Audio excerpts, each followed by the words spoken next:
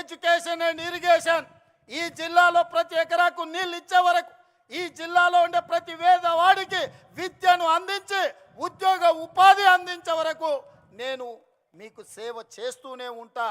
ఆనాడు 94 నుంచి 2004 వరకు 2 సార్లు తెలుగుదేశం అధికారం ఉంది. 2004 నుంచి 2014 వరకు doctor YS Rajasekhara Reddy Congress party అధికారంలో ఉండే. 2014 నుంచి 2024 వరకు బీఆర్ఎస్ అధికారంలో ఉన్నది.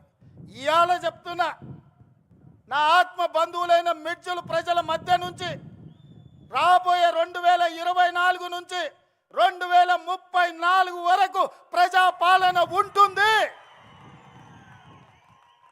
ప్రజలకు సేవలు అందిస్తుంది. ఆనాడు జడ్పీటీసీ అయితా అంటే మీరు నన్ను జడ్పీటీసీని చేసిరు. నేను ఎమ్మెల్సీ కావాలంటే మీరు ఆశీర్వదించి జిల్లా ప్రజలు ఎమ్మెల్సీ చేసిరు. తెలవని కొడంగల్కి వెళ్తే 2 సార్లు ఎమ్మెల్యేని చేసిరు. అక్కడ కష్టం వస్తే మల్కాజ్గిరి పార్లమెంట్లో ఎంపీని చేసిరు. కాంగ్రెస్ పార్టీ కార్యనిర్వాహక అధ్యక్షుడిని చేసిరు. 4 కోట్ల తెలంగాణ ప్రజలు 2వ తెలంగాణ ముఖ్యమంత్రిగా చేసిరు. ఇదంతా మీ ఆశీర్వాదం.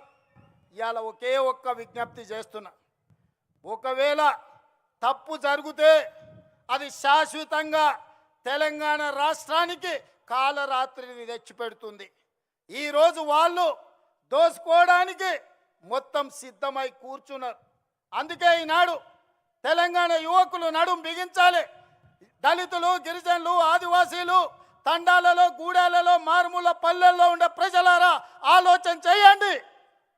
మళ్ళీ కాంగ్రెస్ రావాలి, రాహుల్ గాంధీ ప్రధానమంత్రి కావాలి. ఈ దేశం కోసం వాళ్ళ నాయనమ్మ ప్రాణాలు ఇచ్చింది. ఈ దేశం కోసం వాళ్ళ తండ్రి ప్రాణాలు ఇచ్చిండు.